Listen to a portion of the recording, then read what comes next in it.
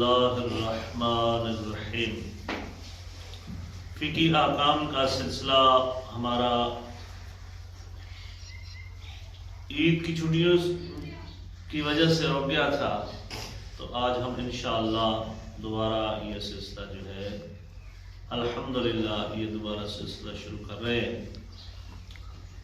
تو فقہی احکام کو سمجھنے کی بہت زیادہ تاکید کی گئی ہے کہ وہ مسائل جو انسان کو روزمرہ زندگی میں پیش آتے ہیں ان کا یاد کرنا انسان کے اوپر کیا ہے؟ واجب ہے۔ کیا ہے؟ واجب۔ جو احکام روزمرہ زندگی میں پیش آتے ہیں ان کا یاد کرنا کیا ہے؟ واجب۔ مسئلہ ہے کہ اگر عین نجاست مثلا خون کسی چیز کو لگ جائے، خون عین نجس ہے نا، بولتے کیوں نہیں ہے؟ خون عین نجاست میں سے ہے۔ اگر عین نجاست مثلا خون کسی چیز کو لگ جائے اور وہ چیز کسی دوسری چیز کو بحالت رطوبت لگے، یعنی خون لگا ہے کسی چیز کے ساتھ اور وہ چیز تر تھی، گیلی تھی، وہ آگے کسی دوسری چیز کو لگی ہے، بلکہ خون سے نجس ہونے والی رطوبت لگے، جو رطوبت خون سے نجس ہوئی ہے، خون کے ذریعے وہ مطلب ہے کہ نجس ہو گئی ہے، وہ لگتی ہے، تو کیا وہ چیز نجس ہو جائے گی؟ حالانکہ یہ عین نجس سے متصل نہیں ہو رہی، ٹھیک ہے؟ خود عین نجس خون ہے، وہ تھوڑا سا لگتا ہے نا، چیز جس کو خون لگا ہے وہ گیلی ہے، تو وہ گیلی چیز دوسری چیز کے ساتھ متصل ہوئی ہے، خون والی جگہ متصل نہیں ہوئی، گیلی جگہ متصل ہوئی ہے، تو کیا وہ چیز نجس ہو جائے گی؟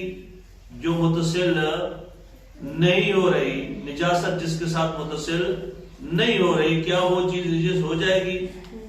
تو سلسلہ انتقال نجاست کہاں تک جاتا ہے؟ یعنی یہ نجاست کا ایک سے دوسری جگہ منتقل ہونا، دوسری سے تیسری جگہ تک منتقل ہونا، یہ کہاں تک جاتا ہے، اس کے متعلق جو ہے وہ سوال ہے۔ فرماتے ہیں کہ جی ہاں، مذکورہ صورت میں وہ دوسری چیز نجس ہوگی، بلکہ اگر وہ تیسری چیز کو لگے تو تیسری نجس ہے، البتہ اگر وہ تیسری چوتھی کو لگے تو چوتھی نجس نہیں ہوگی۔ کسی چیز کے اوپر عین نجاست لگی ہے، وہ نجس ہو گئی، وہ عین نجاست لگنے والی جس چیز کے اوپر عین نجاست لگی ہے وہ چیز دوسری چیز کو لگی ہے، دوسری تیسری کو لگی ہے، تو کیا ہے؟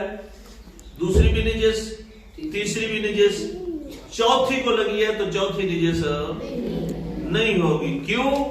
کیونکہ رطوبت نمی جو ہے وہ کم ہوتی ہوتی چوتھی تک بالکل ختم ہو جاتی ہے، اس وجہ سے چوتھی چیز نجس نہیں ہوگی۔ کیا نجاست ثابت ہونے کے لیے یقین ضروری ہے یا ظن بھی کافی ہے؟ ظن کیا ہوتا ہے؟ گمان غالب۔ گمان غالب کیا ہوتا ہے؟ یعنی جس کا 70% جو ہے وہ انسان کو یقین ہوتا ہے، 30% شک ہوتا ہے، 70% یقین ہوتا ہے، اسے کہتے ہیں گمان غالب۔ اور جو 50-50 ہوتا ہے، یعنی 50-50% ہوتا ہے تو اسے شک بولتے ہیں۔ جو 70% ہو جاتا ہے اسے کیا کہتے ہیں؟ گمان غالب، ٹھیک ہے؟ ہاں، یعنی 30% شک ہے، 70% کیا ہے؟ چیز کے نجس ہونے کا یقین ہے۔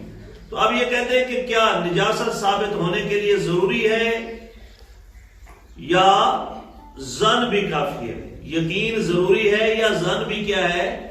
کافی ہے، یہ کہتے ہیں۔ اب جواب، اگر یقین ہو یا معقول طریقے سے اطمینان قلب ہو، یعنی عقل جو ہے وہ دل کو کہے کہ یہ چیز جو ہے وہ نجس ہے، عقل دل کو کہے کہ یہ چیز نجس ہے، تو دل میں اطمینان پیدا ہو جائے اس کے نجس ہونے میں، تو فرماتے ہیں کہ یا پھر کیا ہے؟ یا دو عادل گواہی دیں کہ فلاں شے نجس ہے، دو عادل بندے کہیں کہ فلاں چیز کیا ہو گئی ہے، نجس ہو گئی ہے، تو پھر ہم کو یقین ہو جائے گا، تو وہ نجس شمار ہوگی، بشرطے کہ گواہی سبب نجاست کے متعلق ہو یا متعلقہ چیز کے زیر تسلط ہو اور وہ تصدیق نجاست کرے تو کافی ہے۔ گواہی سبب نجاست کے متعلق ہی ہو، یعنی یہ نجس کس چیز کے ساتھ ہوئی ہے یہ گواہی ہو۔ کوئی کہتا ہے نا، دو عادل بندے گواہی دیتے ہیں کہ فلاں چیز جو ہے فلاں چیز سے نجس ہو گئی، ٹھیک ہے، یعنی وہ سبب نجاست بتائیں کہ کتا گیلا تھا، وہ آ کے اس کپڑے کو لگا ہے، اس کتے کے گیلے ہونے کی وجہ سے کیونکہ وہ عین نجس تھا، کپڑے کو لگا ہے، کپڑا نجس ہو گیا، یہ سبب نجاست ہے نا، یعنی نجس کتا تر تھا، وہ آ کے لگ گیا ہے، اس کی تری اس دوسری چیز کے ساتھ متصل ہو گئی ہے، اس میں منتقل ہو گئی ہے، تو کیا ہے یہ سبب ہے۔ تو اس سبب کو دو بندے کہیں گواہی، میں نے نہیں دیکھا، دو بندے آ کے کہتے ہیں، نجف اور زائر آ کے کہتے ہیں کہ سر فلاں چیز جو تھی اس کو تر کتا آ کے لگا ہے، تو مجھے ان دو بندوں کی گواہی جو ہے وہ قبول کرنی چاہیے کہ نہیں کرنی چاہیے؟ کرنی چاہیے نا، ہاں۔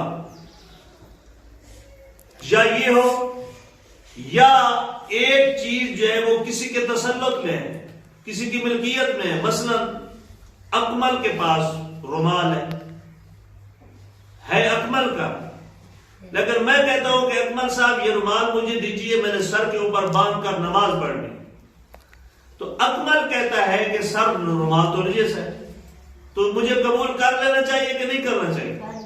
کر لینا چاہیے، شاباش، وہ کر لینا چاہیے، کیونکہ تسلط اور ملکیت اور قبضہ جو ہے وہ اس کے اوپر اکمل کا ہے۔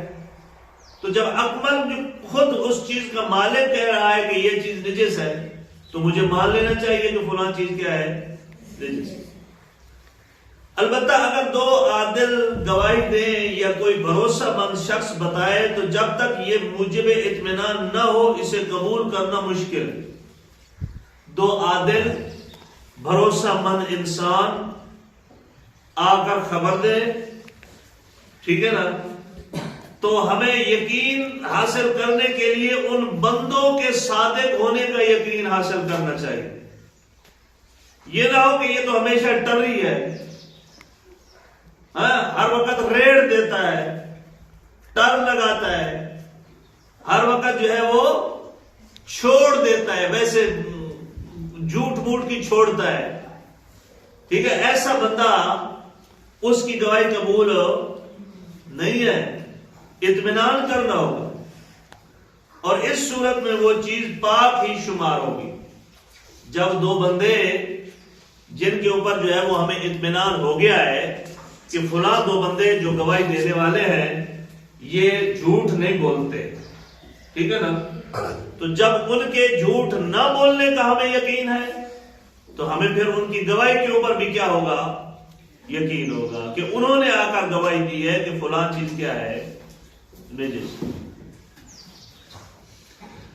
اب کہتے ہیں کہ اگر نجس کافروں سے کوئی مائع جیسے تیل، گھی وغیرہ یا جامد جیسے روٹی وغیرہ لی جائے تو اس کا کیا ہو؟ نجس کافروں سے ہم نے گھی لیا ہے، تیل لیا ہے، روٹی لی ہے، پھل فروٹ لیے ہیں، تو ان کا کیا حکم ہے؟ وہ چیزیں گھی، تیل، پھل فروٹ وغیرہ نجس ہیں یا پاک؟ یہ تو پتہ ہے کہ نجس کافر نجس ہے۔ جواب، اگر یقین ہو کہ انہوں نے سرایت کرنے والی رطوبت کے ساتھ انہیں مس کیا ہے، جیسے گیلے ہاتھوں سے روٹی کو پکڑا ہے، کافر سے روٹی لے رہے ہیں اور ہمیں یقین ہے کہ اس کافر نے اپنے گیلے ہاتھوں سے روٹی کو ہاتھ لگایا ہے، تو ظاہری بات ہے ہم کہیں گے کہ یہ نجس۔ وہ چیز نجس شمار ہوگی. لیکن اگر علم نہ ہو، ہمیں علم نہ ہو، کافروں کے بازار سے لی ہے، اور ہمیں یہ علم نہ ہو کہ کافروں کے بازار میں مسلمان بھی رہتے ہیں، اور ہمیں پتہ نہیں ہے جس دکان سے میں لے رہا ہوں وہ مسلمان ہے یا کافر ہے، ٹھیک ہے، یہ علیحدہ بات ہے. البتہ ہاں کافر کے متعلق یہ پتہ ہے، کافر سے لے رہے ہیں، پتہ نہیں ہے کہ اس کا ہاتھ گیلا ہے یا خشک ہے. سیب لے رہے ہیں، اس نے ہاتھوں سے پکڑ کے اٹھا کے ہمیں دیا ہے، پتہ نہیں اس کا ہاتھ گیلا ہے یا تر ہے، تو فرماتے ہیں کہ یہ کیا ہے، اس بات کا ظن یا شک وغیرہ بھی ہو تو پاک شمار ہوں گی. کیا چیز ہوگی؟ اس چیز کا کہ کافر نے ہمیں سیب اٹھا کے دیا ہے، پتہ نہیں اس کا ہاتھ تر ہے یا خشک ہے، اس بات کا گمان ہی ہے، صرف ہمیں گمان ہے. یعنی 70% ہمیں یہ ہے کہ ہمارے ذہن میں 70% یہ ہے کہ اس کا ہاتھ خشک ہے، 30% ہے کہ اس کا ہاتھ تر ہے. تو ہمیں 70% کے اوپر یقین کرنا چاہیے اور اس کو پاک سمجھنا چاہیے، نجس نہیں سمجھنا چاہیے. وصلی اللہ علیہ وسلم.